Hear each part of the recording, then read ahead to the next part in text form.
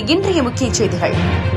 நாமக்கல் மாவட்டம் சேந்தமங்கலம் தொகுதி எருமப்பட்டி ஊராட்சிக்குட்பட்ட மேற்கு ஒன்றியம் போடிநாயக்கன்பட்டி, சிவநாயக்கன்பட்டி, பழையபாளையம், முத்துக்காப்பட்டி ஆகிய ஊராட்சிகளில் அதிமுக சார்பாக புதிய உறுப்பினர் அட்டை வழங்கும் நிகழ்ச்சி மற்றும் ஆலோசனை கூட்டம் நடைபெற்றது.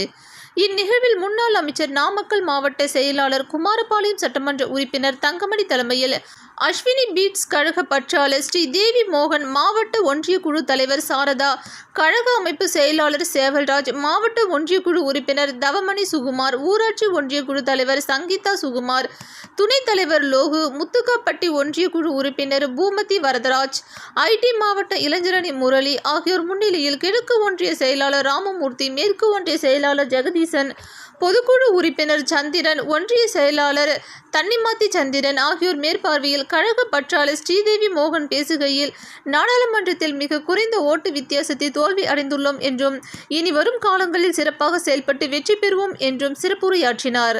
அதனைத் தொடர்ந்து முன்னாள் அமைச்சர் தங்கமணி பேசுகையில், வணக்கம் தமிழகம் செய்திகளுக்காக சரவணன். எங்கேயும் கள்ளச்சாராயம் கிடையாது, எங்கேயும் லாட்டரி கிடையாது, எங்கேயும் கஞ்சா கிடையாது, எங்கேயும் போதைப் பொருள் கிடையாது. யார் கழகத்தில் தவறு செய்தாலும் நடவடிக்கை எடுக்க வேண்டும் என்று நான் மாவட்ட ஆட்சியரிடத்திலும் காவல்துறை கண்காணிப்பாளரிடத்திலும் உறுதியாக சொல்லிவிடுவேன். ஒரு சிலர் கூட ஏதாவது ஒரு தவறை செய்துவிட்டு என்னிடத்திலே வருவார்கள். நான் நிச்சயமாக சொல்லிடுவேன், தப்பாக நினைச்சா மன்னிச்சுங்க, கண்டிப்பாக இந்த தப்புக்கு நான் உடந்தையாக இருக்க மாட்டேன் என்று சொல்லி இந்த மாவட்டத்தை மிகவும் கட்டல் அழுத்தமாக எந்த தவறும் நடந்துவிடக்கூடாது என்பதற்காக அந்த அளவுக்கு வைத்திருந்தோம். ஆனால் இன்றைய நிலைமை என்ன?